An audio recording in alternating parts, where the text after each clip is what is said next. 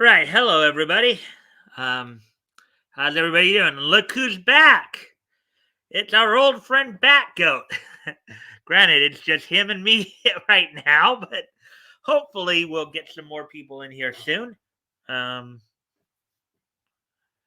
so you can unmute now. I was muted the whole time. Sorry about that. So let me start by saying, "Sup, bro, daddies." That's just you and I here, right? Yeah, That's apparently cool. there's only two of us here right now. We still got to, Yeah. so Oh, that's fine. That's fine. You can crank it up. So, if anyone, I think someone is here because it shows two. yeah, you and me, you and No, me. that would. I don't think it counts you usually.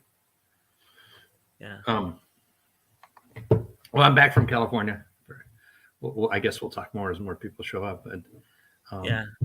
I guess next week, Mike and I talked about this before the show. Next week, I will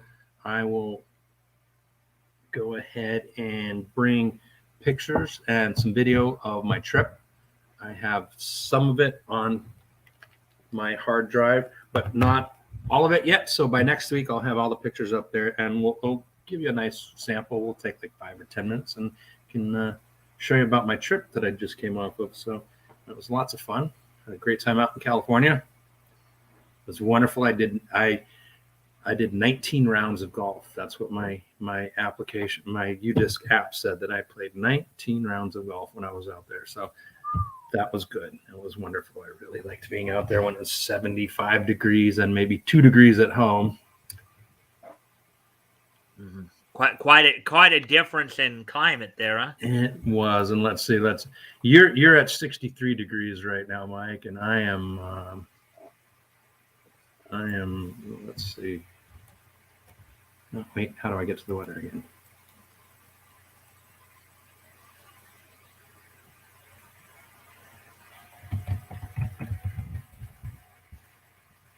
Yeah. 8 degrees where I'm at. Yeah. So I've also made a slight little change in how I start the shows too. If there's at least 3 people in here at the 5-minute mark, then I'll start. Okay. Otherwise I'll wait. If there's less than 3, I'll usually wait until like the 10-minute mark. So Alrighty. I was usually waiting for like 5 people or whatever, but I figured 3 because the way I was thinking of it is that if I got 3, if I wait too long to start the show, then they may decide to take off. So Sure. So I remember that you have a third person. Hello, third person. How are you doing? So hopefully you're doing well. And I shaved my mustache before I left. I remember I saw that on my last notes. So, but I trimmed about 1.5 inches off the side. So we're going back to a much earlier look of the curly Q on the side with the mustache. And of course, if you can like and share the stream, that'd be appreciated. See if we can get some more friendly people in. And of course, and then they left again. Hangman is back. Hangman is back, y'all. And I also, I'll show this on the Hangman. I do have a present for everyone, something from a little trinket from the road for everyone. On the road again. Just can't wait to get on the road again. Now with the better lighting, we might be able to read it. So. Yeah. Yeah. So as I said, we're just past the 4-minute mark. So just waiting to see if we can get some more people in here. Yeah.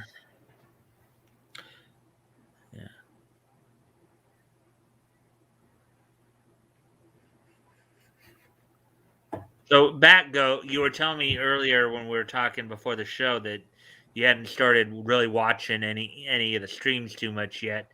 You have any idea when when you'll be doing that more, or will that be this week or next week? I'm not sure. Just I haven't got back into my life of sitting down in front of the computer and watching YouTube videos all day. So I don't know when that will happen. But I will, let's see, for next week, I'll tell you what, Mike, I will, for sure, I'll make it to your stream on Wednesday. I'll make it to the chat on Wednesday, and then I'll be here for Friday for sure. But I won't, guarantee anything else because I'm just doing a lot of stuff and All I right. don't have time to sit down. In fact, Yeah, next I week's going to be understand. kind of bad, actually. You're just getting back in. You're still settling. Next week's going to be bad I'm because just my again. kids I are just. moving. Oh, your kids are moving. Yeah, hang on a second.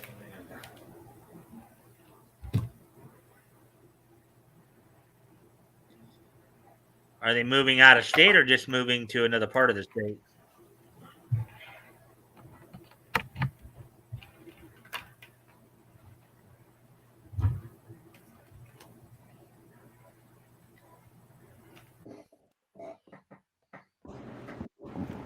Am I muted or can you hear me? I can hear you. Okay. Are they moving out of state or in state? No, they're moving very close to where they were. It's just that they sold the house that they're that they're moving out of, and they're not moving into the new house until February 4th. So that's next weekend. I'm going to be out there with all the kids and everyone moving, and whatever God decides we need to look up and go, thank you for this lovely weather. It'll be 0 degrees or whatever when we're moving. But yeah, that's going to be the big thing. So they're basically living in their in-laws' place right now. Well, my daughter's in-laws or Nate's parents' house. They've moved back in there with little Esley, and they're living out of boxes. And those two, the big garage and warehouse, so they put a lot of boxes there, and they've got a few storage places. So they're all ready. It's just when that day comes, we're all just going to show up like an army and move them into the big house. And man, they've got 2 acres of property. There's what they call the garage, but Nate and I are starting. Nate, my son-in-law, are starting to call it the shop. We're talking about how many cars we can get in there and whatnot. So, what is it a big house? It's a very big house. My daughter's not thrilled because it needs a lot of work, but they bought this big old.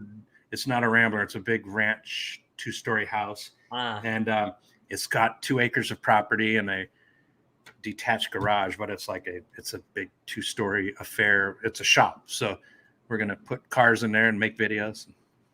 Hopefully, we'll see.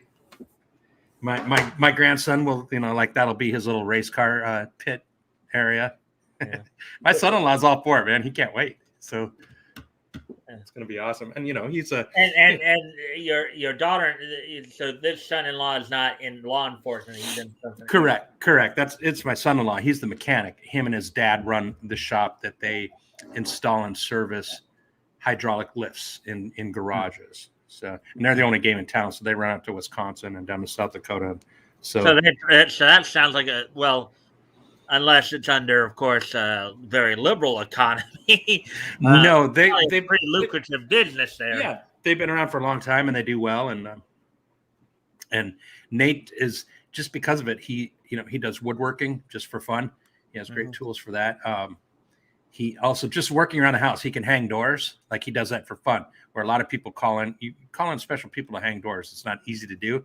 He can do that really. So a lot of the work that needs to be done on this house, he's going to do, and he's going to like doing it. So it's going to be awesome. I'm going to take a wild guess at what Nate's favorite TV channel is.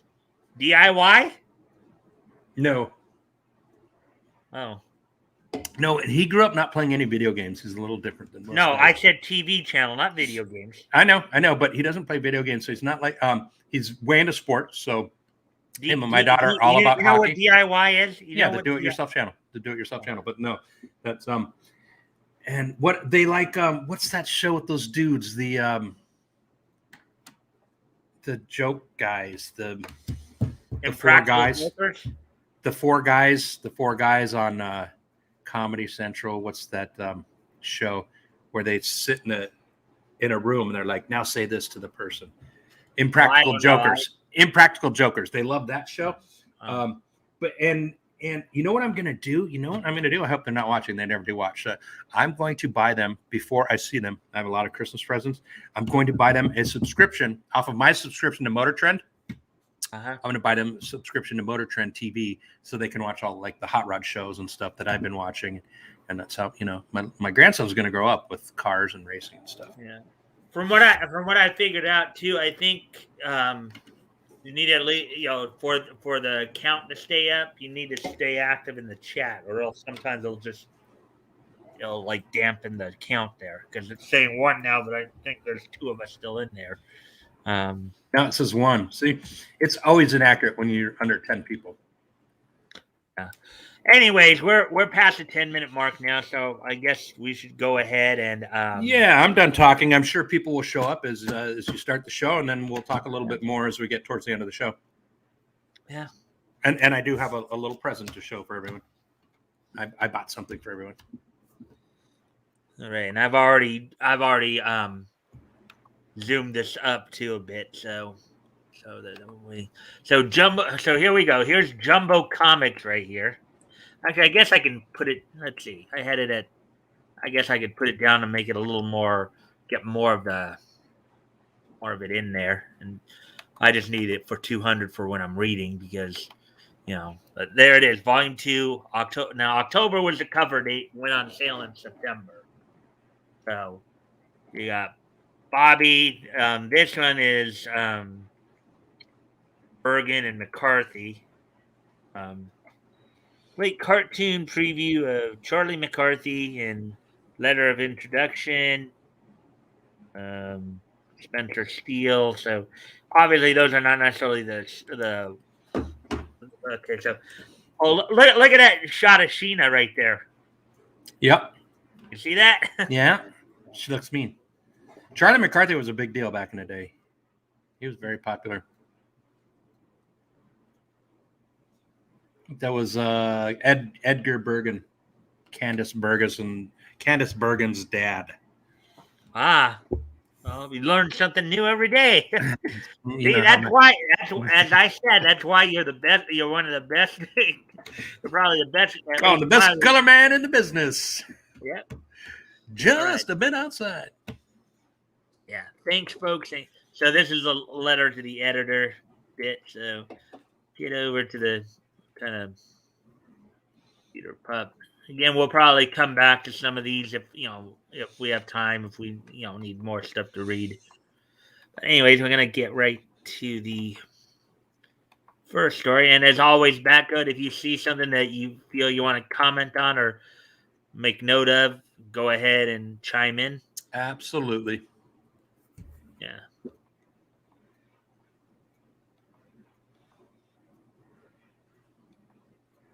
Hobby. Modern Planes. I know that's something you.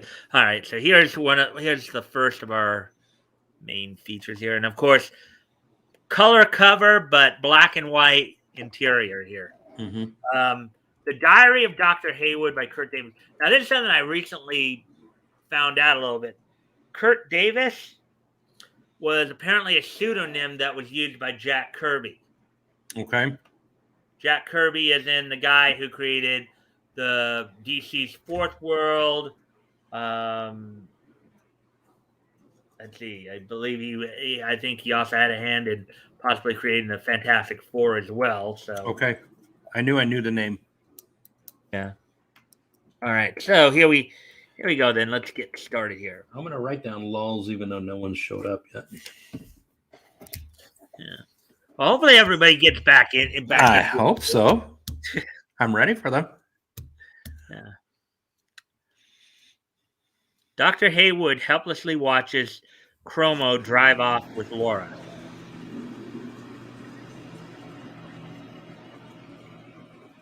As the car speeds along the highway, gaining velocity at an astounding rate of speed, Chromo's hair blows madly in the wind. Wow, what a great way to say a car speeds up. Yeah, all the imagery there, and they continue with the image. They continue with the imagery. The blue light of the moon lights up his features. Chromo's eyes narrow to mere slits. His mouth twists into a distorted grimace. A shrill, cackling laugh rips from his throat. His plans have worked to perfection. Now, nothing can stop him now. So that guy's really enjoying his drive, isn't he? Like he's got the girl captive in the back there. Yeah. See that? Yeah, well, they're definitely saying he's letting out an evil grin, but I just think it's a dude who's really into his convertible. Yeah, the black and white here almost makes him look like Joker without his face paint. That's true. He is kind of I mean, you contorted. think about it with the way they have the hair there and the way they got the face. I mean, Kind of it's contorted, almost like yeah. you got Yeah. Joker without the face paint. Hmm. You know. But yeah, that's quite the paragraph there to let you know that this guy's really evilly. He's he's fiendishly happy and evil what he's proud of himself and driving in his car. Yeah, I mean, well, yeah, I mean, the way they wrote back then, that's Yeah, you know, that's pretty descriptive there. yeah, yeah. It'd be like what's his nuts, Abrams and his lens flares, or is that Ryan Johnson? I don't know. You got a dog here. How? Let's see what they say about this dog. Somewhere along the countryside, the mournful howl of a mongrel breaks the stillness of the night. Arr! Arr, arr, arr! Arr! Like my howl or attempted to howl. That's a dog howling right there. I got it. Absolutely, you nailed it. Uh, I can't do that. hmm. Silas, do you hear the strange sounds coming from the barn and the pig pen? Something is wrong, I know. Do you think it might be a prowler trying to make away with the livestock? Suddenly, a car speeds by at a terrific pace, and a madman with a madman at the wheel.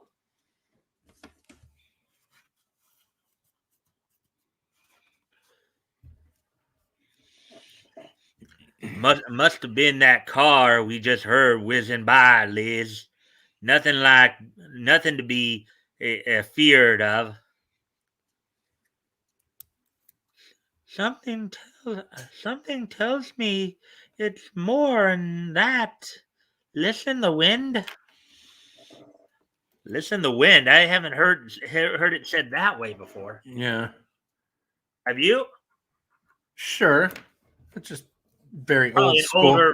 older style, I And guess. even if English is her first language, it's just such a bastardized old country version of English mixed in with Norwegian or German or wherever what part of hills they're from that they leave out prepositions and like they screw up the language. Busy prepositions. I knew that up in Boston, like the Norwegians, the Norwegian was woven so hard into the language. Was born there, but the way they spoke English was kind of funny. Mhm. Busy prepositions. You go very far. Somehow you'll regret it. That was actually a later. That was actually a Schoolhouse Rock song that came out in the early '90s. Okay, Prepositions. yeah. Yeah, that's what I was trying to sing there. Those are the Schoolhouse Rock things are on. They're either on Prime or they're on Boomerang. Yeah, well, the site I go to for a lot of my cartoon and anime watching has them too, Okay, yeah. and I think you can even get them on YouTube too. Well, I mean, like YouTube for me is sitting up at the counter, or sitting up at the kitchen, whereas Prime would be sitting on the couch or laying on my bed, where I don't want to Yeah. be interacting with a computer. Right. Anyways, the piece. Well, oh, this is gonna tantalize you a little bit, considering where you're at now. Uh, the the peaceful July night is suddenly transformed into a roaring wintry gale. July night. Don't you wish you were in a July night right now? That's kind of what I did. I went from the desert into the tundra, the frozen tundra. Uh, a huge unearthly shadow is cast over the country road, following in the wake of the fast disappearing car. Of course, this story is the Diary of Dr. Haywood by Kurt Davis. Stories of supernatural. Or stories of If Toys would here, he'd make fun of his name. He would make a joke about his name.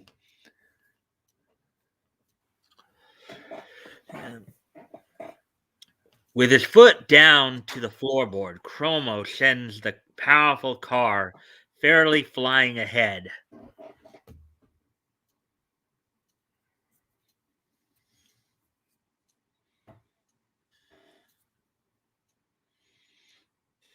Behind Chromo, the fearful shadow spreads its inky image across the roadway, almost within reach of the speeding car. A little while later, Chromo stops the car in front of his old deserted tenement house. So that's a tenement. So tenement that was another word for like apartment, wasn't it? Projects. Project. Yeah, if you say tenement, you're saying lower class in apartments. Uh so so the project then. Kind of.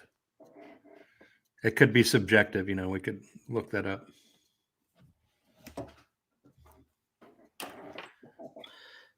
With the girl's limp form in his arms, he enters the house and is soon lost in the enveloping darkness. Look at that, he's carrying the girl there. He knocked the girl out. Yeah. Yeah. I don't know if you were here.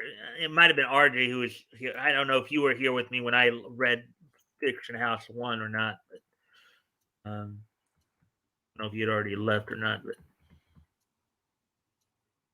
Tenement is a type of building shared by multiple people, like flats or apartments on each floor and then shared entranceways. It's just that it's really old. Like you saw that style in England and Scotland.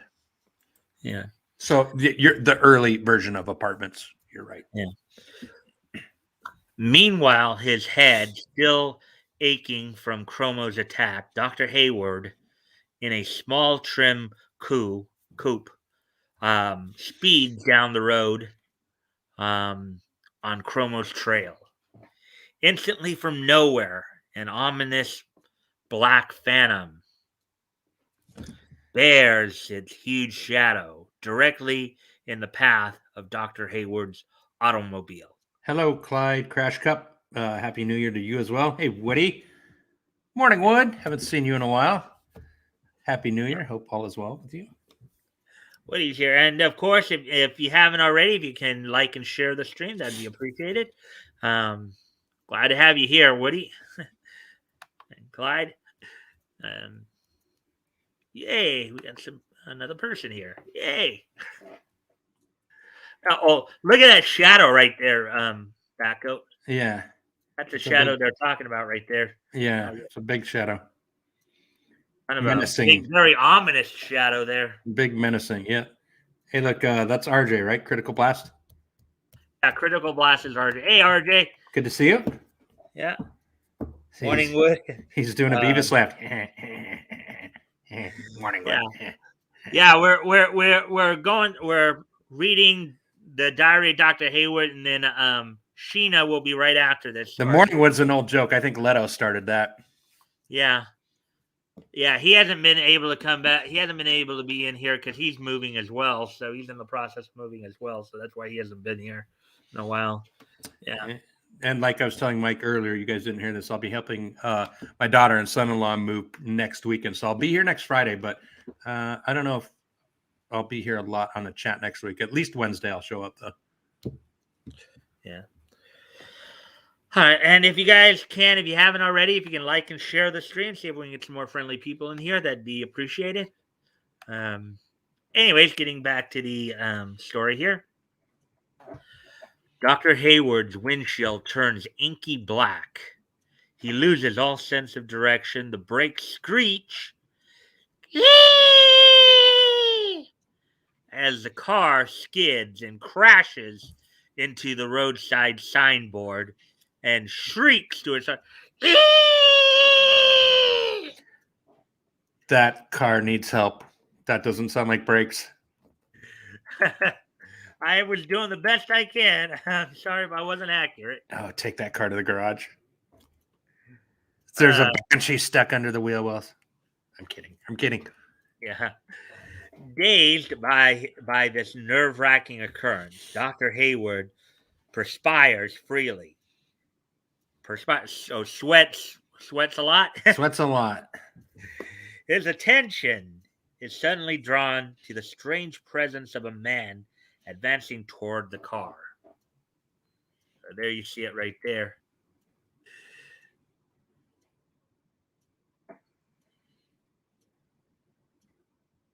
I'm so sorry to inconvenience you, Doctor, but since we are going to the same destination, we might as well ride together.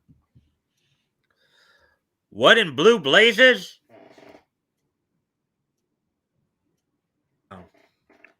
With an air of ease and familiarity, the stranger seats himself next to Dr. Hayward.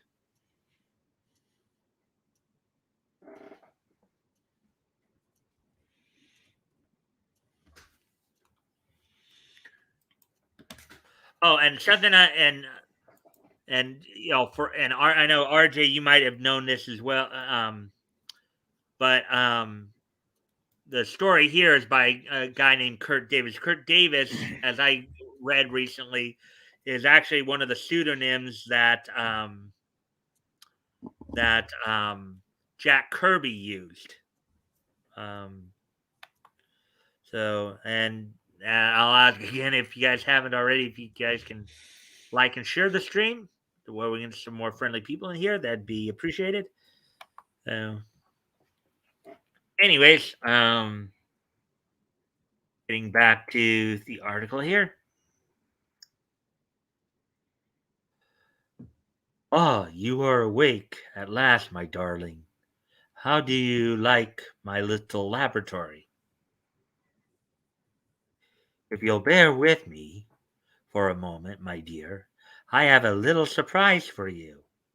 I know you will enjoy it immensely. She doesn't seem to have much of a facial expression there, does she? No, not really. Probably still in shock over the events that have taken She place. looks more like hoity-toity, like whatever. Chromo throws a switch. A huge glass tube containing a man's body is lowered over a vat of acid. Gross. Oh, this guy's about to put somebody through the Joker treatment.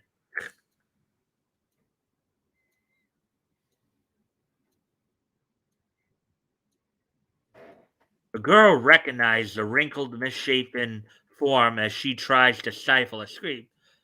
Why? It's Chrono! It's Chrono!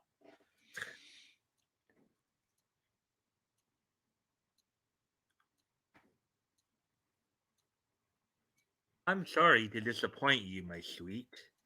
You forget that I'm Chromo, the unconscious spirit asleep in that deformed body is Stuart Taylor. So he did a body swap. Mm-hmm. Which was a common theme back in these days. You know, you had a number of stories. Sure. And when we get into Action Comics issues 13 through 19, we're gonna meet another character who is an enemy of Superman, who did that quite a bit. The Ultra Humanite. Okay. So, oh, here's Toys. Hey, Toys. Hey, Toys. Good to see you. Let's see. Why is a vagina just like the weather? When it's wet, it's time to go. Indie Source. Oh, Indie Source. Okay. It's good to be back, Toys. Good to see you. He's already going for the Lowell's I love trophy it. there. Love it. That's the way it should be. I expect nothing less. Which, real quick, Mike, I do have. If you take a break, Hangman is here, and I do have a little gift for you guys from the road. All right. I will unshare the screen for a moment so that you can do that. Oh well, I was going to wait, but now that everyone's here, when we do start playing Hangman, let's see. I'll open up the. It's not going to fit. I'll put it on the back then. This is Oh, what I. indie course. Now I get it. Indie course, intercourse. Okay, I get it now. See, this is what I brought from you. Brought for you guys from the Coachella Valley History Museum in Coachella Valley, because I didn't get to go to the Salton Sea because I was kind of sick. So that's it. It's a fridge magnet. It's for you guys. Yeah, the Ultra Humanite toys. What I was, or Woody is what I was talking about. Well, we'll get to those stories. At least his appearances. When we get to Action Comics 13 through 90. That's still going to be a ways away though, but we'll be getting there soon. So, anyways, back to the. Of course, time to share the comic again. Where Woody, where are you at? What city are you at? Everyone give me the city. I want to know temperatures. I know you have toys, Ottawa, Canada. Woody is in Tennessee. Oh, he's in Arkansas. Actually, it's not cities you want, state. Woody's Woody and RJ are in Arkansas. Well, and, state would be good. Yeah. And then Toys is up in Canada there. He's in Ottawa. That's the east coast side of Canada, which is usually the coldest and snowiest.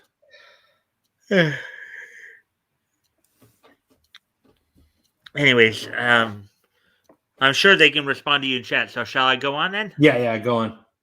And I've seen that joke before, Toys. That's a classic. You still get points. Don't read his joke. Just keep going. All right. Oh, is it kind of a naughty joke? Yeah, you won't like it. All right. When the bottom. Oh wait. I'm sorry.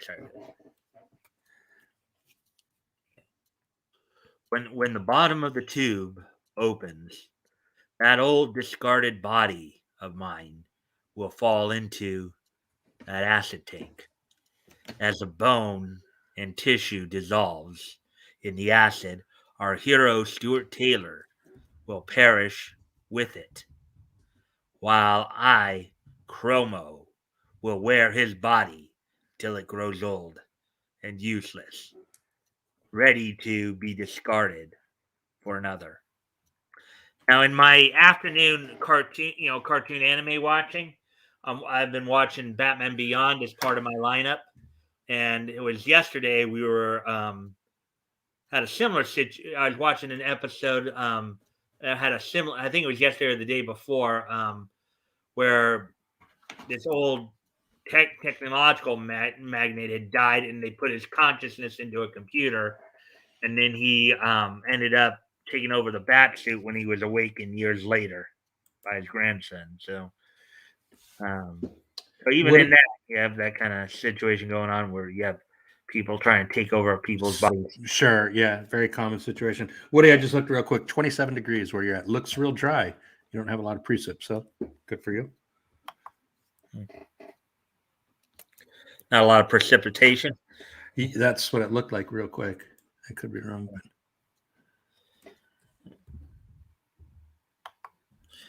All right. So, anyways, back to the. So, meanwhile, Dr. Hayward continues the pursuit, accompanied by an unwelcome passenger.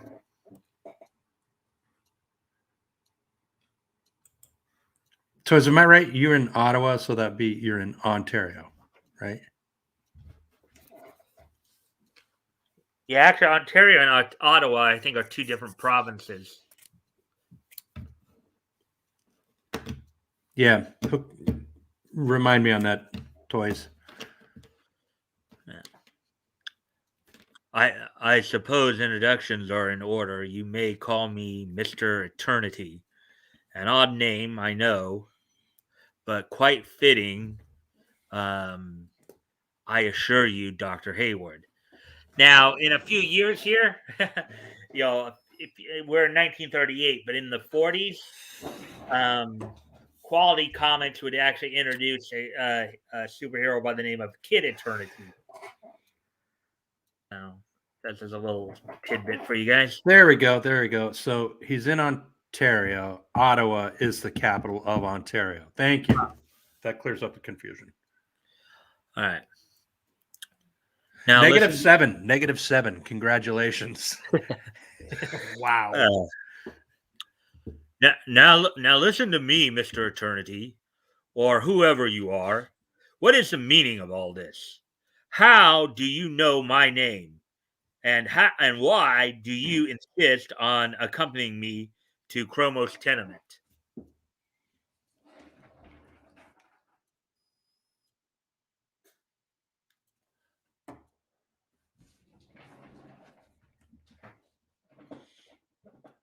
Dr. Hayward's car pursues its course toward Chromo's abandoned tenement. Hayward's strange companion looks ahead in silence. It's strange. He looks like a skull with a pencil thin mustache. Like that dude is literally, you could not look any stranger than that. That was a bit of an art style back then, I believe. Yeah, with the Eddie Munster Widow Peak. It's fantastic. Do do do do do do do do do do do do do do. Dr. Hayward occasionally glares at his unwelcome companion out of the corners of his eyes. He studies the shape of the stranger's face, the harsh outlines, the bony contours. Somewhere in the hidden corners of the doctor's mind, an imaginary light begins to flicker. Hey, Kraus Comics. Didn't see you. Hey, Just Rick, coming. how you doing, man? Thank you. Good to see you. Happy New Year. Yeah. We're of course going through some stories here. So, and if you haven't already, if you can like and share the stream, that'd be appreciated. Get some more friendly people in here.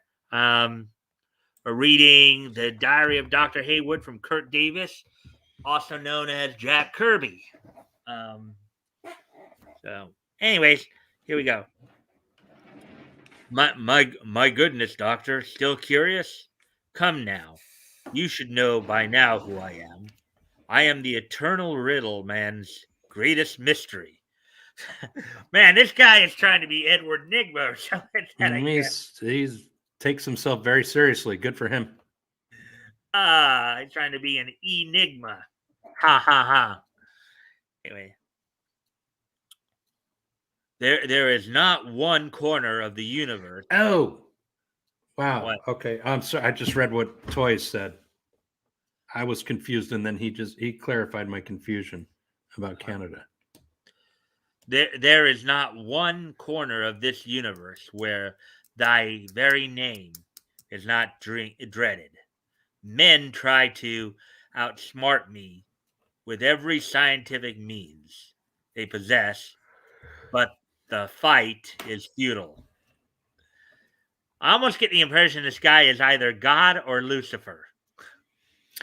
He thinks that way of himself for sure. So, Toys, are you just saying you live that far away? Like the province you're in is that huge? Is that what you're saying to me?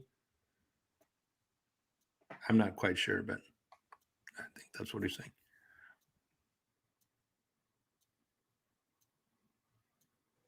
For man cannot fight an entity that is as old as time itself, possibly older.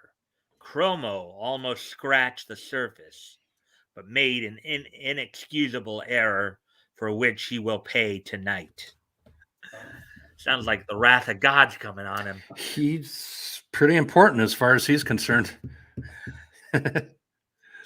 The light of recognition burns brighter in your eyes, Dr. Hayward.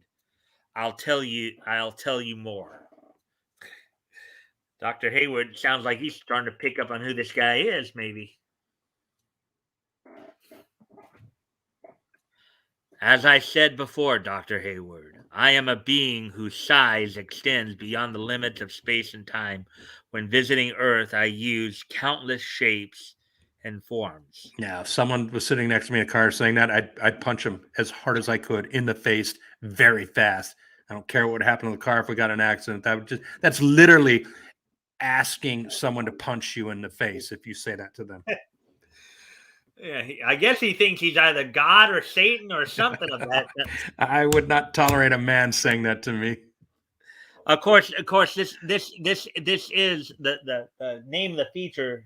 The name of the main part of the feature here is the weird stories of supernatural. This particular story is the Diary of Dr. Hayward. Yeah, that's true. So sometimes I come in the guise of an oncoming train or a plunging knife. Men many times have sought my aid in disposing of their enemies. But I play no favorites, for I am an ally of both sides. Oh, I thought it said he's. Huh? What was that, Batgoat? I think Toys will like this. I thought it said that he was anally on both sides. No, that's really. You know what? I think this guy is. Yeah, but I mean, I think this guy's deaf. I think this guy's work together. You Yeah. you could call it anally, but I was looking for a laugh from Toys. I think this guy thinks he is death. That's the way he's talking. oh It sounds yeah, like. the god of death. Yeah, that's another way of putting it. Yeah. Yeah. Especially when he says, "I don't play any favorites." You know, I'm for An death. ally of both sides. Yeah. But would anybody really consider death an ally? Yeah, if you're trying to defeat your enemy. But it's just that, like, you're thinking that death won't come for you, just your enemy. That's the way I'm reading into it. That's true. Tonight I was staring straight at you when your car crashed into the signboard. Surely, Doctor, you know now. Yeah, it's death. Yeah, yes, Mother of Mercy. No, I know. Yes, Mother of Mercy. I know. I know. I know.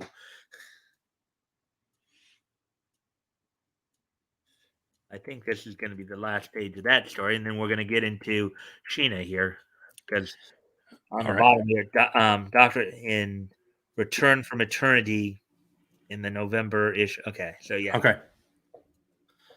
Going on sale. So we're gonna these last two parts, and we'll get into the Sheena story here. Because Cliffhanger coming.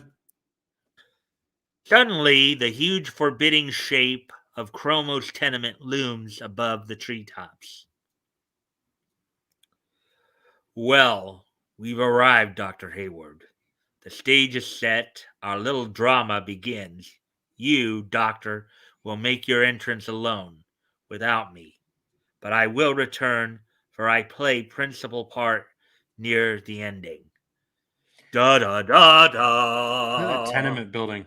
Looks like just on some windy country road. And where are they supposed to be? Are they on the West Coast? Maybe, I don't know. It didn't say. Yeah. It's a neat looking, just for the time, just big building, creepy, gnarly, burnt out building in the 30s on some winding country road. Like, I'd totally go in there and break more windows. Look, I have it up on the thing here. Look at that. That's part of the road they're on. Yeah, and then you see this tenement, this big tenement there. Country like roads. That right there. That's cool. I'd be in there lighting a fire and drinking whiskey and spray painting. Country roads. Lighting fireworks. Take me home. And here we go. And RJ, I hope you're still here, because I know this is your favorite. This is your favorite, one of your favorite. Dude, why? Huh? Toys. It's good to be back. Mike, I'm gonna put on mute, and then I'm gonna make a cup of coffee. I'll turn my computer so you can see me in the kitchen, but you won't hear me. All right? Okay. And Toys is naughty. Just let him know. Oh, he's being naughty? He's being naughty. Don't read it. All right. Or you can if you want. Well, no. Try to.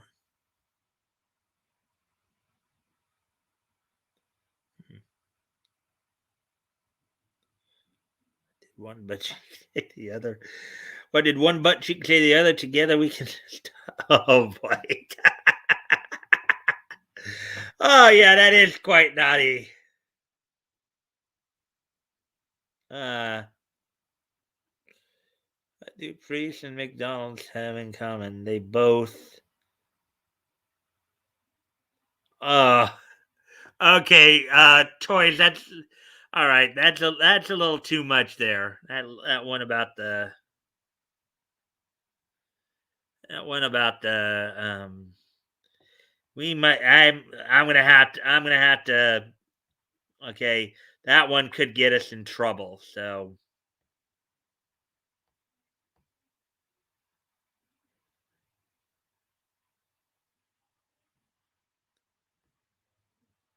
no, I don't want to. I just want to hide that message. All right, I'm gonna leave it there. Hopefully, we don't get in trouble for that. But that one's a little too risque there. Toys. That one about the McDonald's bit. Uh,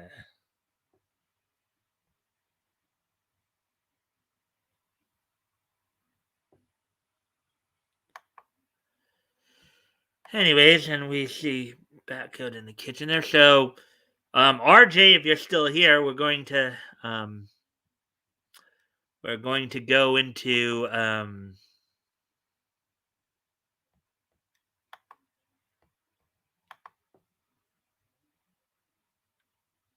all right, thank you, Toys, for retracting that.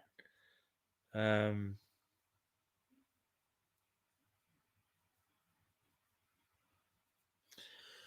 all right.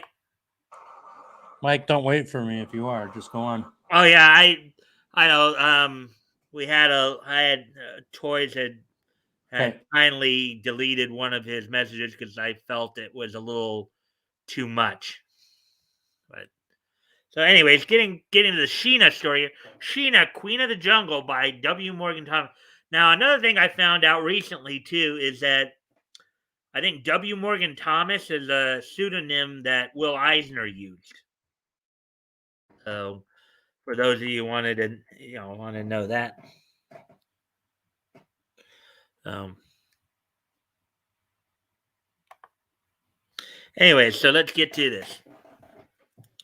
The witch doctor is telling the strange story of the fierce, mysterious tribe led by the white girl, Sheena.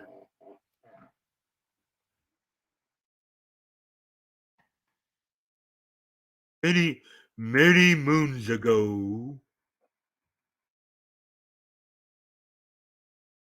a white man such as you wandered into our land. With him, he brought a little white girl with hair the color of corn. And you see Sheena right there in between, I guess, the tribal chief and the lead of the white men's party. Yes.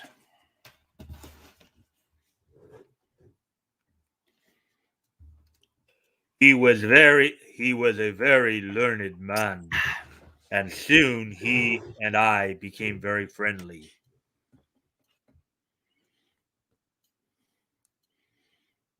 He wrote much and studied our ancient relics. In return for my services, he taught me your language. After he had written much in his book, he wished to leave, but I would not let him go. So I brewed a curse on him. I brewed a mean cup of coffee. I didn't. Keurig did. Hot. And soon, as a result of my magic, he died. To retain my power over my people, I made Sheena a goddess. Well, of course. Why wouldn't you? She is cunning and knows the great jungle. My people follow her, and though she is a woman, she is fearless in battle. Okay. She's a chick, but she's all right. She knows how to kill dudes. Yeah, I wonder how the I wonder how the SJW would cry about Sheena here. Probably a lot, but it's. I mean, like that's the same kind of language that they had in Black Panther, but SJWs are weird and hypocritical. The witch doctor has concluded the strange history of the mysterious tribe. So, so Sheena is the daughter of a white man. Her father must have been Cardwell Rivington.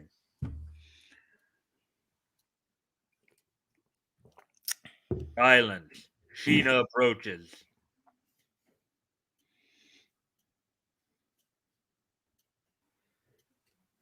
Sheena commands. Sheena commands. Return the white prisoners to their hut. Cut butt to the hut. All that night, Bob and Professor Van Dyke discuss the strange tale they have heard.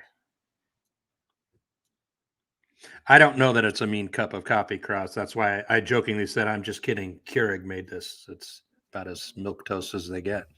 Uh, uh,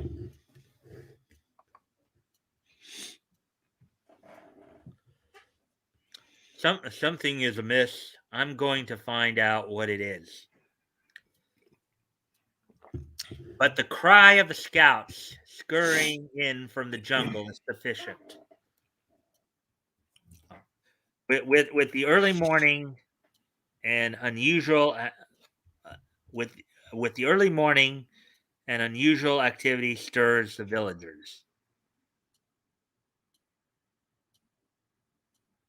What what are they saying, Van Dyke?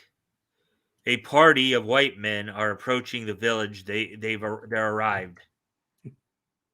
And yes, I read that right. They said they're arrived.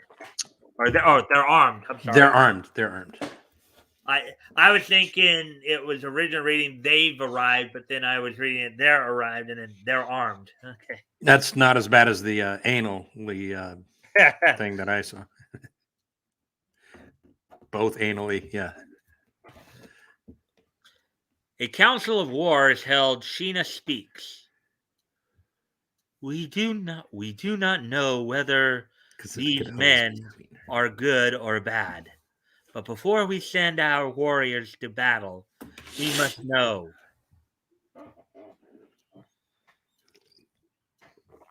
Bring the younger of our white prisoners to me. That's pretty funny, Toys. You will go forth and question the white men as to their reasons for coming here. We will keep your friend here. If you do not return, we will kill him.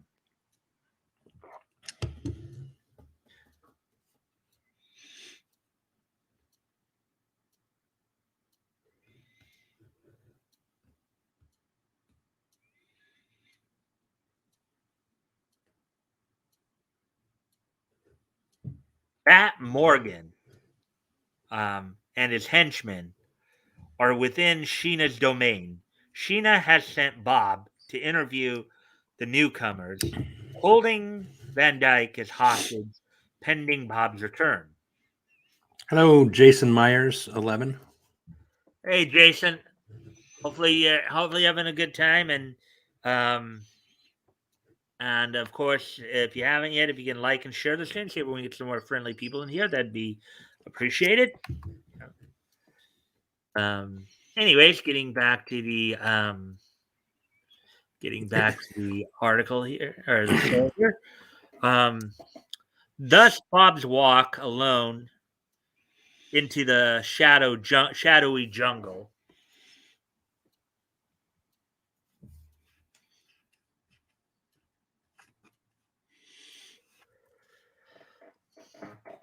At Morgan's camp, There it is, the hidden valley of Sheena, and somewhere in there is gold. Look, something is moving in the bushes down there. It's probably a native spy. I'll wing him when he moves again.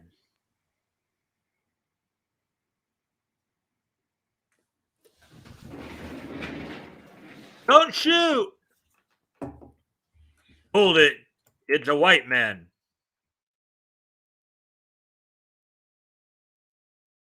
Where did you come from? My name is Bob Reynolds. My colleague and I are being held prisoners by Sheena. I have been sent to find out why you have come here. Well, he's white. Story checks out. All right, good to go. That's how it worked back then.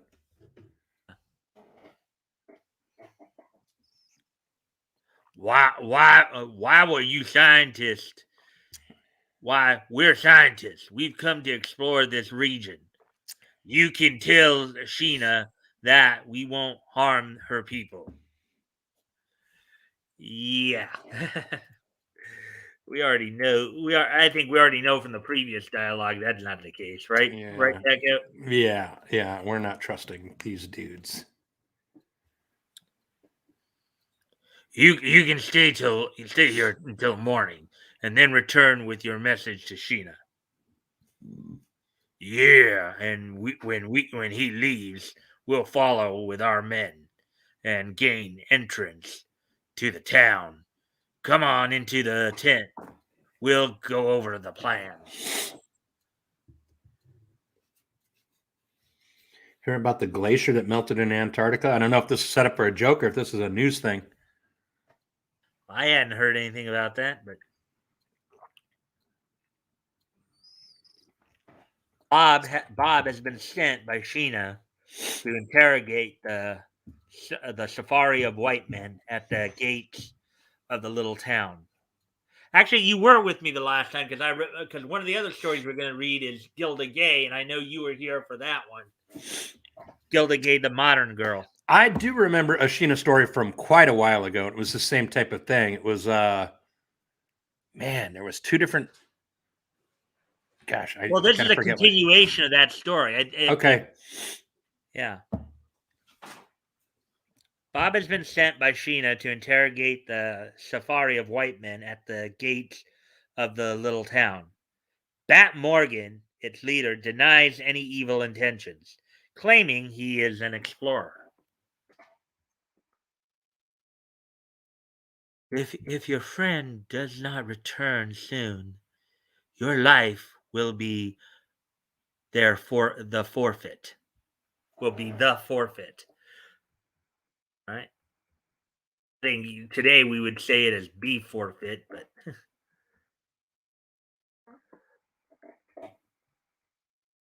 Bob won't disturb. Bob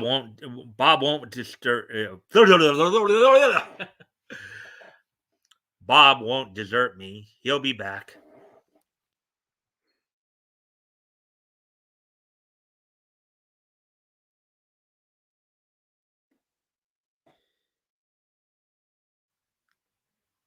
They seem strange for a scientific expedition. I haven't yet seen any instruments. I wonder.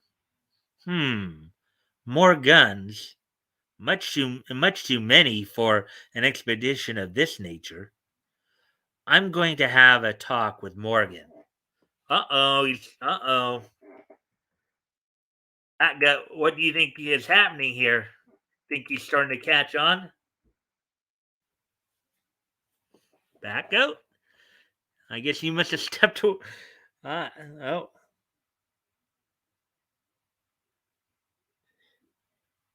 I guess you went away from the computer.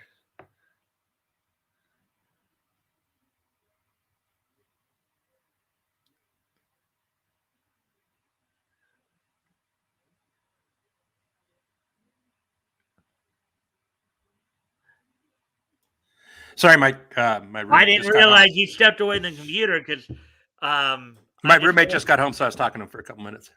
Okay. Yeah. I think Bob here is starting to catch on to the to what they're really up to. Hang on 1 second.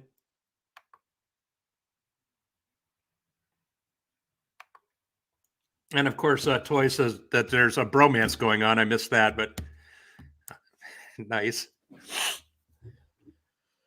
Yeah. Anyways, hello, gentlemen. When are you going to unpack the microscopes or agar jars? We ain't carrying them on this trip.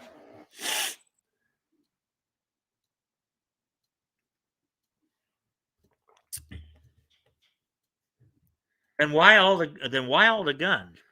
For protection.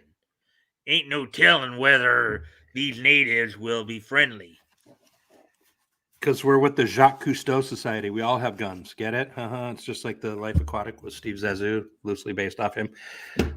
Little loose trivia for you guys. And incidentally, how did you know of the existence of this tribe? Listen, buddy, I'm losing patience with you. We're here to get the gold that we know is hidden in that village. So that's your game. Look here, mister. There's enough gold in there to let you in on it too if you throw in with us. Uh, that's always the case with evil people, right? They I always missed it. What did he do? He's basically trying to tempt Bob into joining them. Of course, they always want to. Yeah. So they're trying to tempt him to join them. So Yeah, I just caught on that they've caught on. Like, what's with all the guns? Where's your scientific experiment stuffs? well, your scientific gear for if this is Yeah. supposed to be a scientific expedition, yeah. What? And help you rob those natives? No, sir. Okay, then. You are either for me or against me. And since you choose to fight me, hey, Shorty, Pete, stow this guy away. And I think and we're gonna get a continuation here. You're either with us or you're against us. You won't get away. You won't get away with this. The authorities will. Ha ha! Listen, Mister, out here, I'm the law. But dawn tomorrow, we'll own that town and all that gold in it. And you have Mort Meskin, the artist, there with his little signature in the lower right hand corner, that last panel right there. Okay. Yep. You see that right there? Yep. Good eye. I'm thinking up a word for hangman real quick, and it's the same theme. We all know exactly who I'm thinking of, and I guess with recent events, I mean, with that Joker. With that Joker. You know who these are always about, right? Oh yeah. Okay, I've got it. It's a 4-letter word. Very quick one. Oh. All right, guys. We'll go ahead and guess letters if you guys want. If anyone wants to shoot out a guess, there we go. 4 letters. Everyone here, most of the regulars should know who the basic topic is. I don't like saying his name, so most everyone understands. No one said anything since the bromance there. Yeah. Well, the count had gone down there a bit. Well, yeah, I knew it. Hey, look, Toys. Toys jumps in right away with a guess, and pew, he comes in and he just snipes one. He just snipes one. Just bang. Ooh, nice shot. E. Is that part of the word? That is. That's the last letter. As a matter of fact, I'll do my thing that helps out. Okay, so all right, so we're just past the hour mark here, so we might, Gilda Gay will definitely get there, and then we'll probably go through a little more random. Okay, yeah, I think you're doing good. I think you're doing well. You got through those two. Nice. I mean, I held you up a little bit, but I held you up a Well, lot, actually. that's okay though. As long as we manage the time well. You didn't have a co-host last week, right? So I'm guessing it's kind of nice to So actually bounce stuff off a knucklehead like me. that's the point I made about not having a co-host is. Here we go. Let me just make absolutely sure that wasn't seem to responding as he's like, okay. There's the first miss, All right. everyone. An A is the first miss.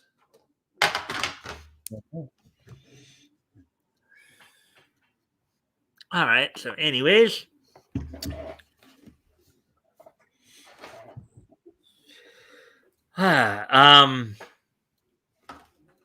Gilda Gay, the modern girl. So this is a nice little feature to look at because what did they perceive a modern girl to be back in 1938? That she was a slut, but she liked insulting men while being a slut. That's the way I read it. And gay back then, gay means like heterosexual, having fun, like going out and Happy, yeah. We often talk about happy in a way of like, let's drink and hook up and outside the club. Like gay wasn't for kids running around with their hula hoops. Gay was like the gay nightlife. Yeah. Or as I'd been reading, when I've been doing some of my research for history segments, of course, one of the things I found out is a movie that I watched quite a bit when I was a kid because it would come on every once in a while. Gay Paris came out in 1972, December of 1972. Yeah, but that was about like cats. Was it? Yeah, Gay Paris, P-U-R. Oh, okay. All right. Jean Tom and Robespierre and Maurice. Okay. Woody, throw a joke in for the lulz because I've got toys with 4 right now and no one else. So just give me at least one. Woody does come in with a good guess. He comes in with a D. All right. Anyways, let's get it. Johnny doesn't love me anymore. I think that's an unfair remark, Judy. I couldn't help overhearing him. I couldn't help overhearing him tell you last night. Oh wait. Okay. I couldn't help you. I couldn't help you over. Sorry. Aside from my initial confusion, there's some of that scratching sound is kind of getting me a little off there. Off in terms of mentally off. But anyways, getting back to this. I couldn't help overhearing him tell you last night at the Florida Grove that you were one girl in 1,000. Yes, I know that, Gilda. But he used to say I was one in 1,000,000. I was going to say, too bad there was 100,000 girls there. Get it? Yeah. So she kind of got down, 1 in 1,000 versus 1 in 1,000,000. That's funny, though. That's funny. Yeah. I do like it. I that's what I like about Gilda Gay. Like it's just a one strip, right? I mean, just one strip across the page, and she's good to go. There's other ones that do that pretty well. Well, I think she's got a few more going down the page here, but okay. Gilda Dews, I guess. Gilda the Dews. What Wait. Go ahead. I don't understand what that means. Gilda Dews? Gilda Gags? Oh, okay. Gilda Gags. What a woman needs. What a woman needs. From 14 to 40, good looks. From 40 to 60, personality. From 60 on, cash. That's so true. That's a great comic. I love it. That's really good. Gilda Gags. She's good. I like Gilda. Let's see. Chick needs cash after 60. Yeah. That's rock Well, star. Gilligag, what a woman needs from 14 to 40, good looks.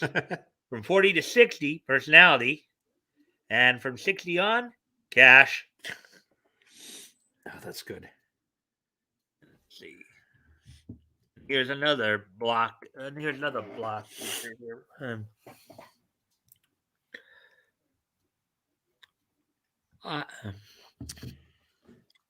I, I hope you'll pardon my I I hope you'll pardon my being personal, Tom, but considering your age, why have you why have you that bald spot on your head?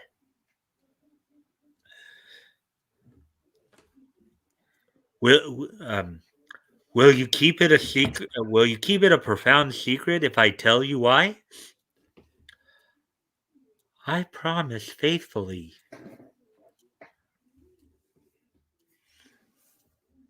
Well, my hair fell out. Fell the gags. A ball. It's Oh wait. Oh, go ahead. That's literally why did the chicken cross the road? Let me tell you a secret. You know, I'm bald at this age. My hair fell out. He's basically saying, "Shut up, dumb girl." Uh, Gilda gags. A b- a bald-headed man is bound to come out on top. You get that one, Batgoat? Yeah, but it's not that funny. The the 60 cash. That's funny. Yeah. Well, now because the joke's about a guy, that's probably why you don't find it as funny, Yeah, especially, and I'm sure a lot of balding men out there probably wouldn't find that funny Yeah, either. it's just a bald joke. Like I've heard a million. I don't know. Uh,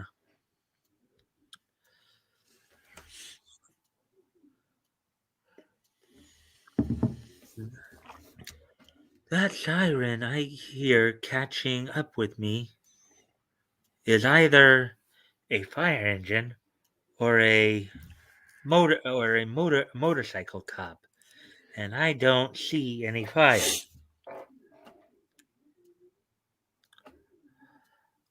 I suppose you know why I've stopped you.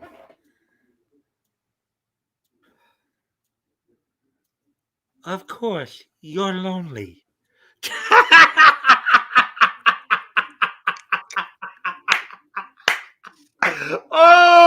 Oh! Did you get that, Backo? I get it. And she gets out of the ticket. That's exactly how it works. Cop goes, "Gosh, golly, why don't you slow it down from now on, ma'am?" I didn't get a ticket. Tee hee. Oh man, I gotta let's read that one again because oh, It pisses me off because it's true. huh. that that siren I hear catching up with me is either a fire engine or a motorcycle cop, and I don't see any fire. I suppose you know why I've stopped you. I suppose you know why I've stopped you. Of course, you're lonely. And then you see the exclamation mark Yeah. right there. It'd be funnier if the cop was fabulous and he said, "No, I'm not lonely. I'm late for a date with Pablo and right license and registration, ma'am." Get it? Like he's gay and she's going to get a ticket. That would be funny. Yeah. Gildigags. Men are like automobiles. The less substantial they become, the more the more Knocking. knocking they do. And there's a little I can't read that part under it, but under this thing there. It's just thanks to someone for giving that, but I didn't get the picture like they were knocking heads with each other.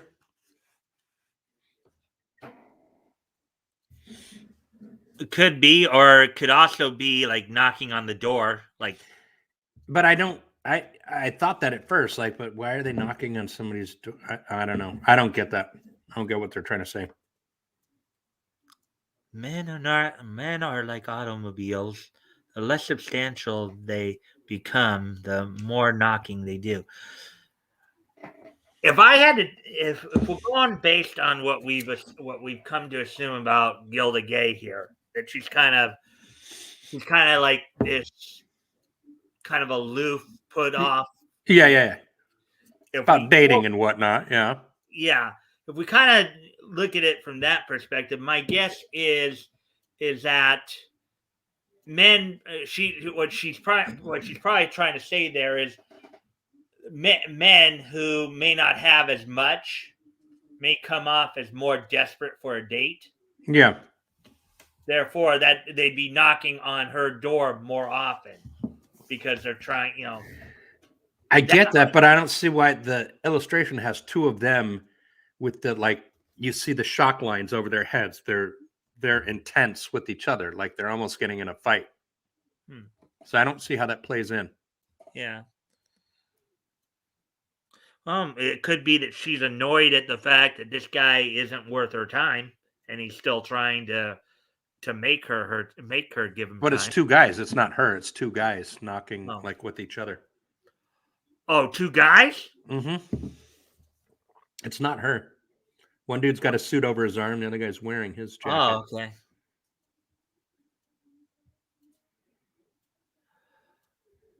Okay, yeah. I guess I don't get it either. Then I thought it was something else. Toys brought up a good point. He says she's saying that the less that a man has, he gets older and whatnot, the Hmm. more they show interest, the more his engine is rattling and making noise. So like maybe those. Actually, that's kind of what I was saying too. Okay, then you're right. I think, and those two are like they're like, hey, look at me, I'm so big, and Uh,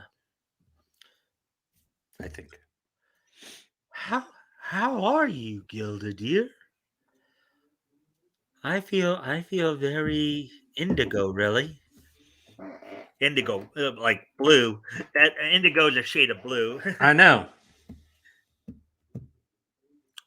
What what's wrong? Why? What's wrong? Ji- um, Jimmy doesn't call anymore since they since dad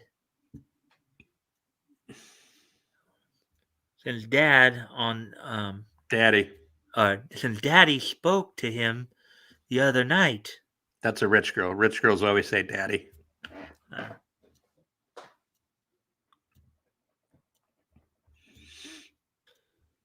he stayed away. He stayed very late one evening, and dad said, I don't mind. Or dad said, I don't.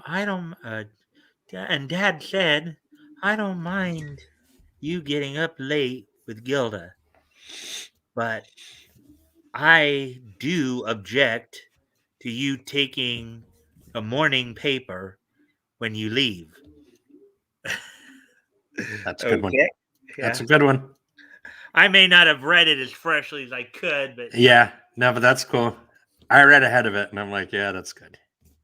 Gilda gags. Many a man plunges into matrimony when he meets a bathing beauty. Actually, something we were talking about the That's other true. I was talking about on another stream. And you might know this one, Batco, because I know you're a bit of a Navy guy. But I think there's that one old limerick song goes something like nothing but swimming with bow-legged women. I may have the words kind of wrong there, but something about It's an old like a Cheers. Here's to swimming with bow-legged women. that's what And it is. what's his At nuts? first, I thought I remembered it from Popeye, but then I remembered No, actually. the captain. What's his nuts from Jaws? No, I thought I also saw it as He said Popeye it. though before. Well, the captain from Jaws said it. That made it famous. Here's this woman with bow-legged women's. And then they talked about the USS Indianapolis and, well, I'll never wear a life jacket again. And actually, though, it wasn't Queen. Popeye. No, what the hell? I commented to somebody that I thought it was from Popeye, but then I realized afterwards that I didn't hear it on Popeye. I actually heard it on MASH. Colonel Potter had also sang that song at one point. I was going to say Popeye. There are just too many kids. They wouldn't say something like that. Yeah. But that was Quint. Captain Quint. I said Queeg, but it's Quint from Jaws. All right, so we're an hour 20 mark here. So let's see. We've read everything here, so I can probably see. There's the Edward. Actually, since that was a letter of introduction, maybe we'll go through that one real quick because I know you mentioned that he was pretty well known for his time too. So maybe we'll go through that one because this one I think is supposed to be starting it off. So Edgar Bergen and Charlie McCarthy in a letter of introduction, a universal picture. Woody can back me up. I don't think there's too many more marionettes or puppets or ventriloquist acts because they did comic, but I mean, he was a ventriloquist that were bigger than this with the adults. I don't know of many that were bigger. Like Howdy Doody was for the kids. Mm-hmm. Mm-hmm. Okay. I did not say queef. I said queeg. Guiga. It is New Year's Eve in New York City. The streets are filled with gay shouting people. That's happy shouting people, by the way, not not what we know of today. We're here. We're queer. Get used to it. As Edgar Bergen, an unemployed ventriloquist, and Andrea Leeds sadly wend their way homeward.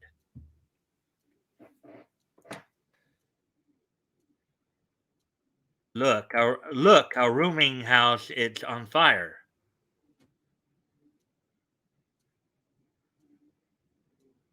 Let me through. Charlie is in there. He'll be burnt to a cinder. Hey, you can't break through the fire lines. A bet.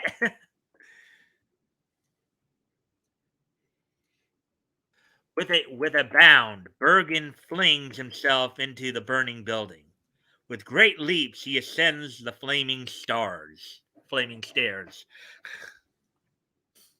Once in his room, he makes for a trunk standing in the corner.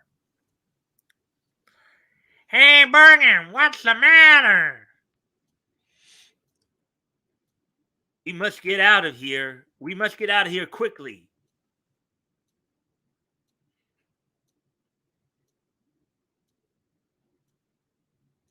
Where are you going? The rent's not due till Friday. Say, are they trying to smoke us out? Quiet, Charlie. At last they reach the safety of the street. Wow. Whew. Safe at last. Hello, officer. Want my autograph? Hey, is that what you risked your neck for, a dummy? I beg your pardon, officer. I'll have you understand. I'm a McCarthy.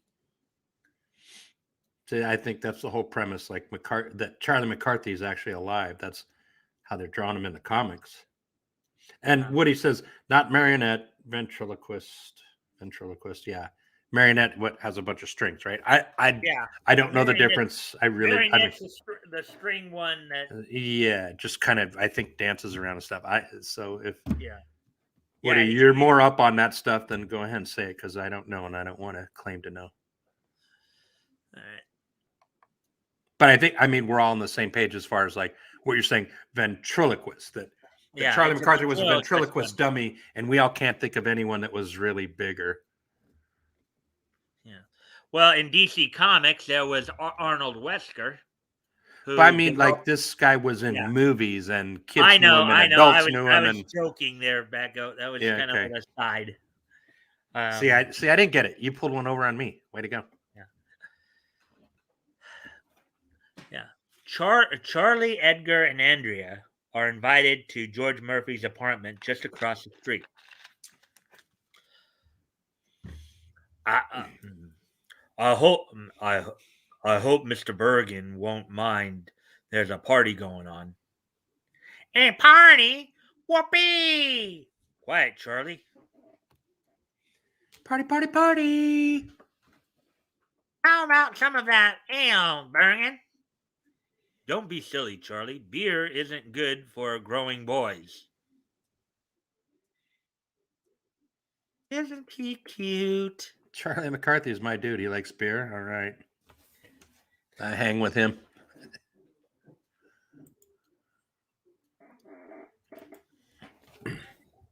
Edgar Bergen and Andrea Leeds moved into the same boarding house where George Murphy and his friends are staying. One night, Edgar is restless and can't sleep. And yes, you can hear Chloe in the background. I hear her barking, but that's all right.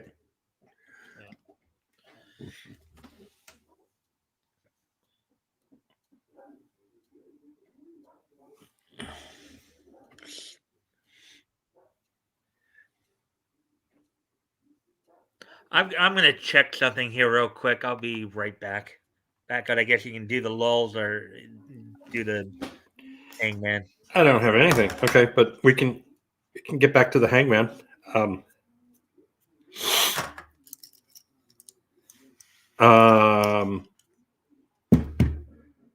Yeah, I was waiting until he went away to start the game, but now here we are, and those were the wrong guesses.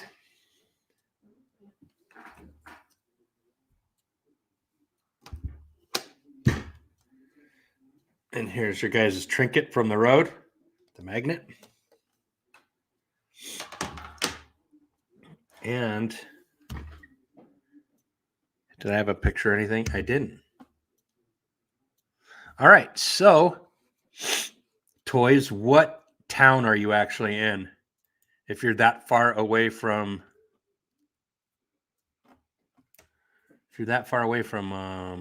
Ottawa, tell me like what city you're in so I can get a temp for you. Woody, we got yours you're at 27. Mike's at 65. We're not feeling bad for him, are we? I'm at 5 degrees in Savage, Minnesota. This is fascinating, isn't it? Let's do the weather while Mike steps away, shall we? We shall. Because no one else is here. No one else is talking. And I have nothing. Well, I wrote something down that I probably shouldn't. Hamilton. Okay. So you're up near toys then, huh? Cross? What's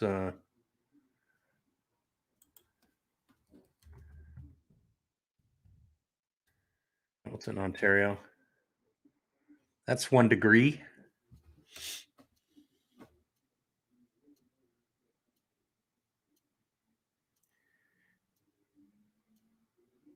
This map shows you closer to.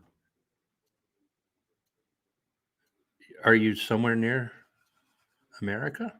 Or you're on the border near Buffalo? I don't know. I'd have to look at that more.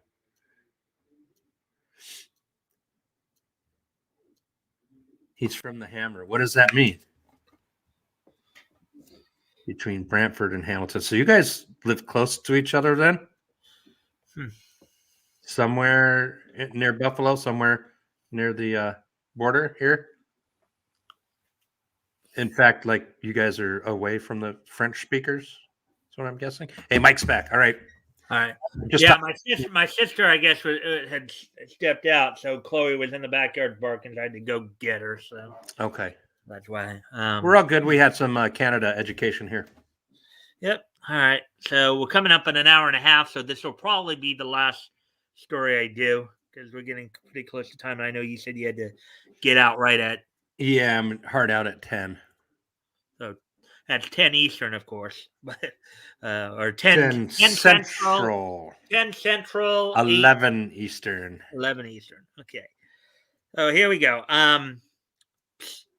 Charlie, are you awake? Don't be silly. I never sleep. Say, Bergen, what's the matter? Oh, I get. I guess I wasn't cut out to be a lover every time. I every time I want to propose, I can't find the words. Why don't you? Why don't you let me say it for you? I'm great with the girls. Yeah, that's the equivalent of sending your kid out to try to attract a girl, huh? Batgoat. That can work sometimes. Yeah. Oh, I don't yeah. know. I don't know if you've done this, but I've heard of some guys and some grandfathers taking their kids out just so they can get the girl's attention. Of course. Of course, I would never do anything like that. That's horrible, and I would know nothing of that. And my old partner Pete and I, who have the matching Simpsons tattoos, we would never sit around the pool of his old apartment with my boy running off the end of the diving board. Hey, Dad, look! And his water wings on because he couldn't swim. He'd just thrash around and he'd come over. Hey, just run around. He was like 5. And the girls didn't think that was cute and crowded around us at all. No, we did not use that to our advantage at all. Ah. It was wonderful. Yeah. All right. So, anyways, getting back to the story here. Look, Charlie, a drunk coming into our house. Oh boy, he's tight as a drum. I guess that's another way of saying he's drunk. That's what I take it as, yeah.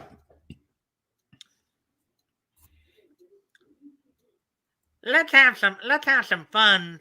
Throw your voice down to the horse.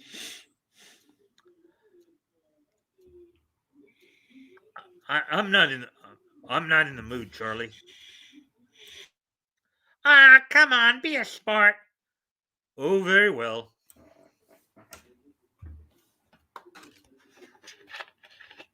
Gosh, mister. You're carrying more of a load than I am. You got a talking horse? He called him a fat ass. Just don't call Choji that, or else he'll run over you as a human boulder. Naruto reference there. Yeah, okay. Sobered by the surprise of seeing a horse talk, the drunk John Mannering, the famous actor, looks upward towards Bergen's window. So it was you throwing your voice. Come down here. I want to speak with you.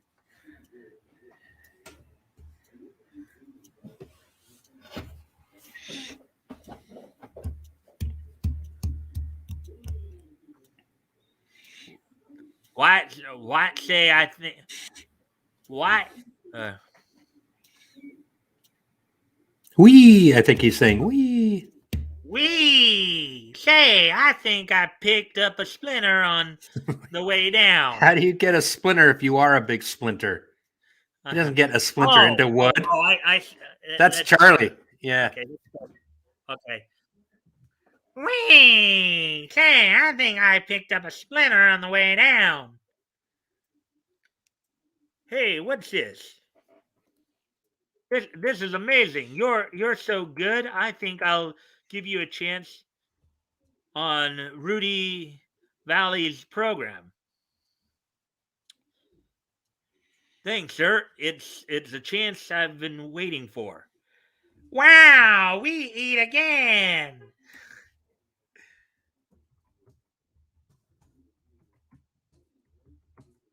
A visit to Mr. Mannering's house, where Charlie again amuses him. When they depart, Bergen wraps Charlie up in newspaper. Careful, Bergen! You'll break something.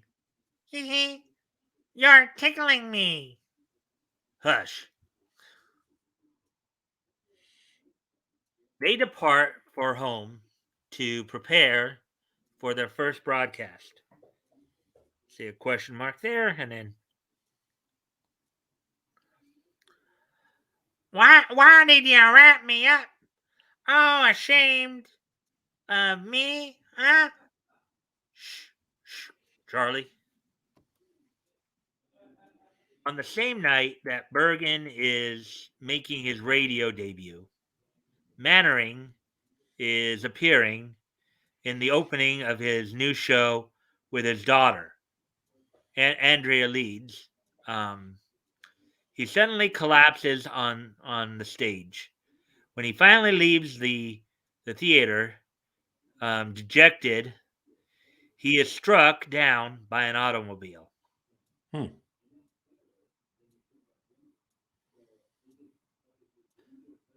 Bergen, overwhelmed by the sad news, announces his sorrow to the radio audience. He also informs Mannering's daughter of the tragedy. And so if his any of his loved ones are listening, go to his bedside immediately. Upon the death of John Mannering, George asks Andrea to marry him. She accepts, and the happy pair leave for their honeymoon. Charlie and Edgar become a big hit on the air.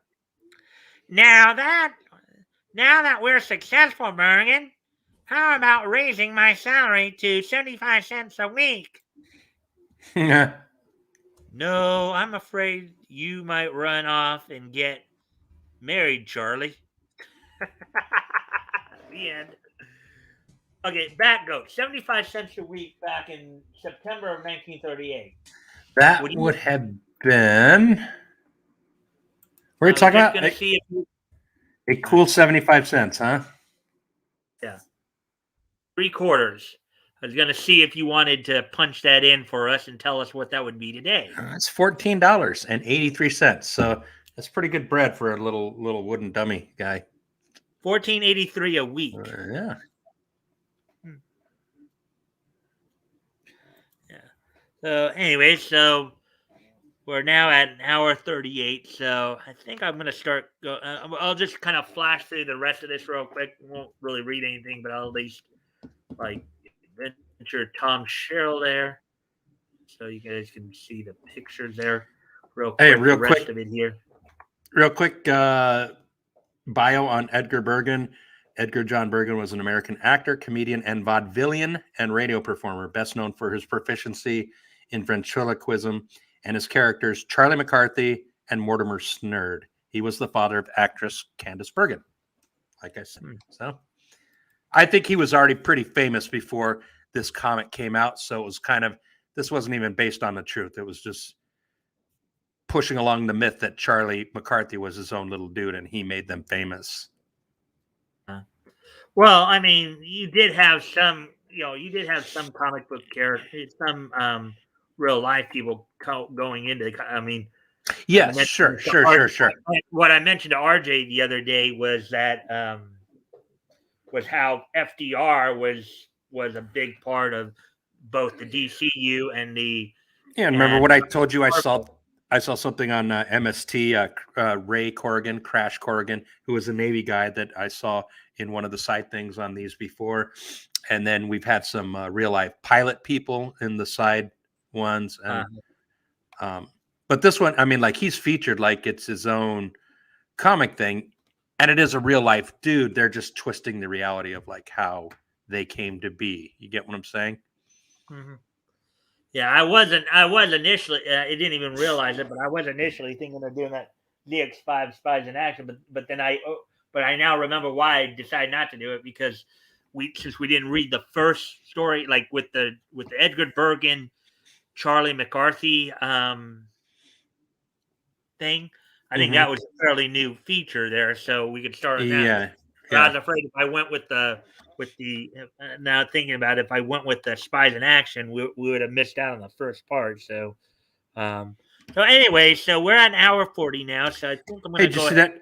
that? See what Cross said? He's been at Hamilton Comic Con attending, and he's had a table there for what, the last year going. Is that right, Cross? Is that what you're saying? Because that's very cool. I'm sure any of us, with especially toys, if he's got the means to be able to stop by and see, it would be very cool if we could make that happen. I still have a 4-letter word that's waiting to be solved. How many correct letters are in there so far? They've got 2. And what letters are those, and where are they at? There are a D and an E at the very end. E and an E. Okay.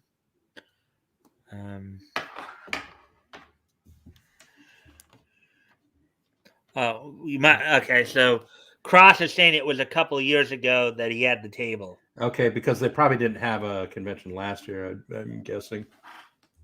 Yeah. No one had a convention last year. No one had a con last year. W. Boom. Wrong.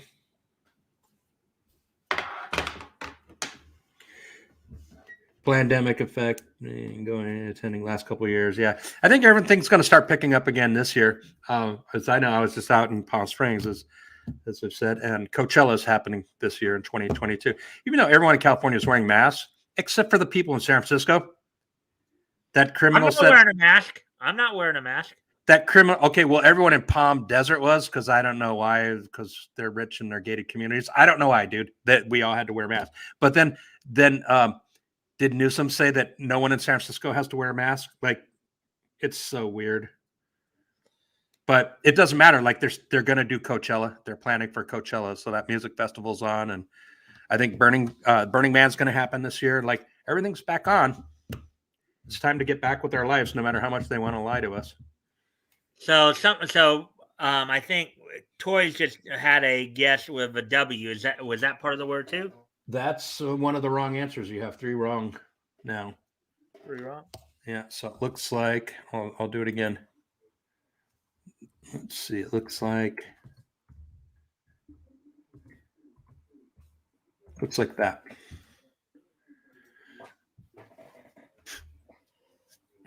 Okay, and it's everybody's favorite senile old man. Correct. The one that fills his diapers in front of the Queen of England. That guy. He did something last week to a reporter that I found to be very uncouth.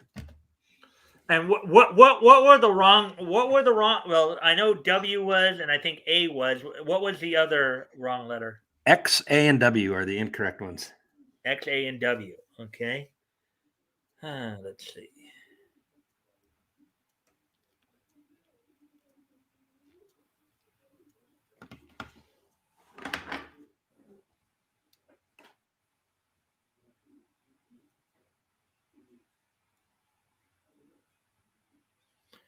I'll put in a guess.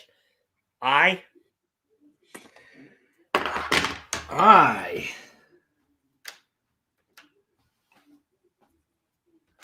Is that right or wrong? That is another incorrect guess.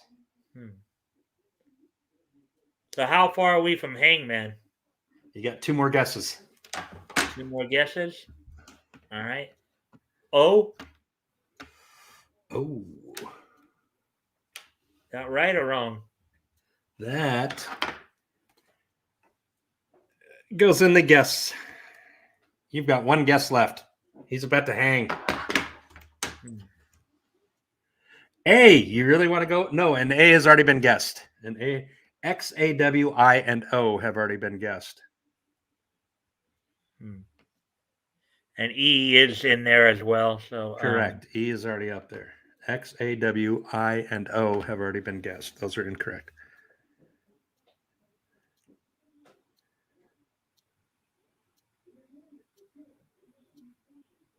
Watch them hang. U. You want a U? Mm-hmm.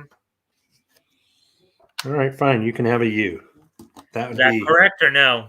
letter number 2. That is correct. Can you see them? Well, I can't, but I'm sure. But UDE. Correct. So, You want me to show you real quick? It looks like well, it's a 4-letter word, UDE. So I just have. I think I can figure out the word once. Once I run it in my head a bit here. there's one guess left. Toys said lewd, like a quaalude, but I would have spelled that apostrophe Luud because I'm Well, old and I that's not remember the yeah, 70s. the only problem is that's not the correct spelling for lewd, though. Correct. Well, it's quaalude is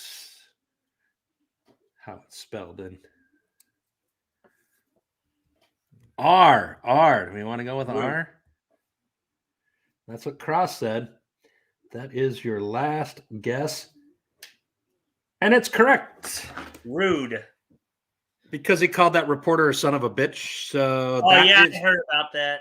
that's Yeah. the word of the week. That's what we call him. Rude. Good job, everyone. You solved it. You won Hangman. Woo, way to go, chat. You rule. Well, if you really think about it, people remember their phonics, right? Okay, 4-letter word. We're talking the English language here. English Mm-hmm. language. If your E is at the very end, and then you have a consonant next to it. If you remember from your phonics lessons, your language and phonics lessons, Phonic work for me. Dang you it. I wanted usually to have see him swing, said you have a Toys. lot of words like rude, like made, MADE, like Yep. bide, BID. So I knew that's why I started guessing vowels because I knew once I got it. Once we so I helped to get it then. Mm-hmm. Yes. Oh, and Cross Commons pointing out Rick Rude, the late Rick wrestler. Rude. Yep. Hook on phonics. Work for me. All right. I Well, love that Toys wanted to see him swing. All right, I'll break the rules and look. Some rogue dude broke in and put the extra leg on there. He's hung. He's dead. He's uh, hoing.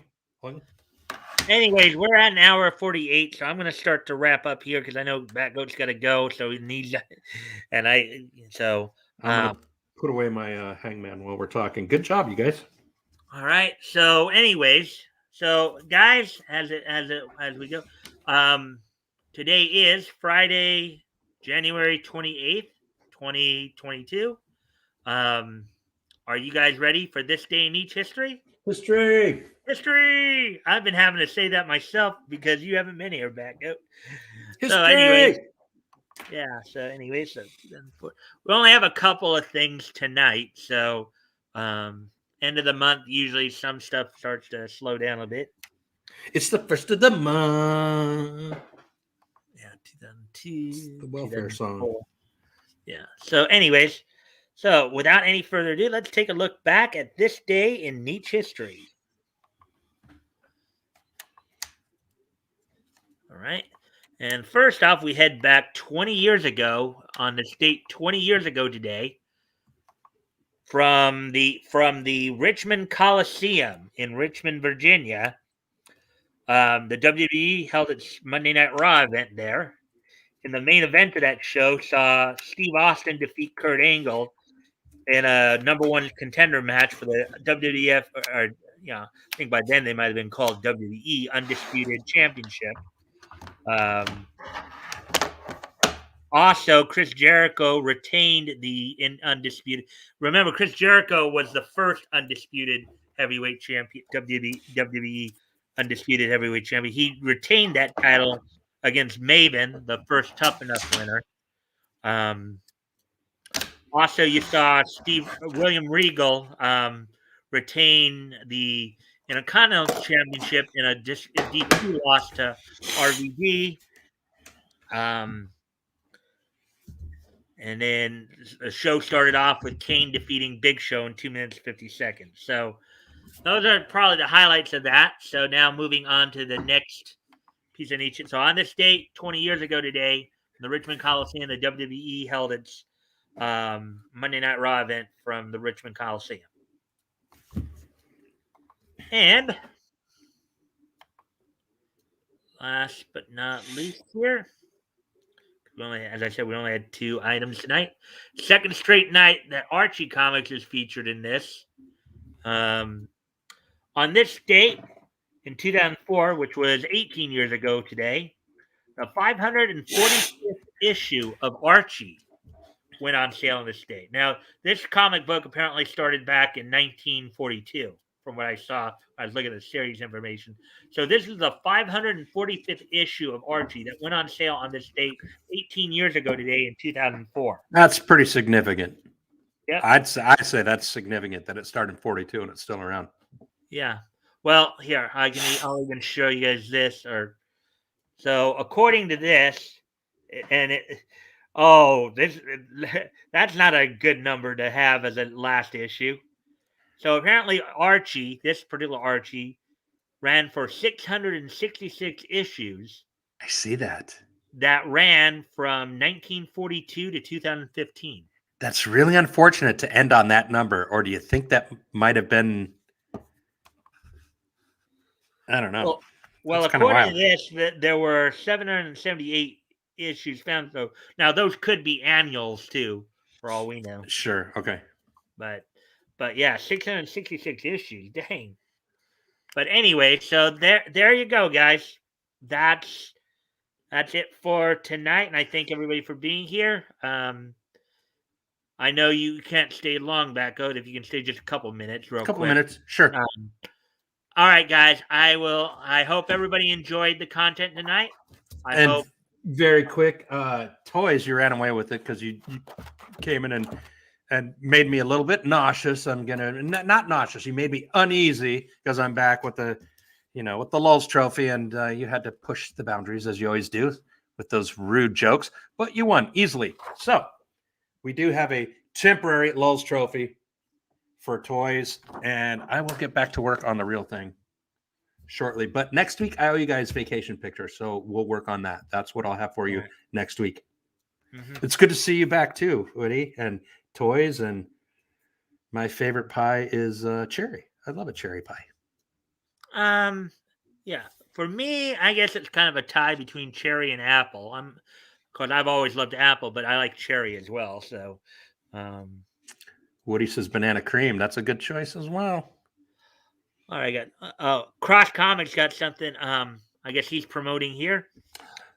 Live tomorrow on Rumble at 3 p.m. Eastern, which is 12 Pacific, doing a live draw along with the theme of trucks and truckers. With the Rockstar Convoy of the Heroes in Canada. Rock on. I love to hear that. Very cool. Very cool. Very cool.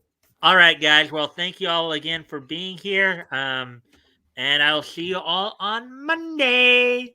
Bye. Peace.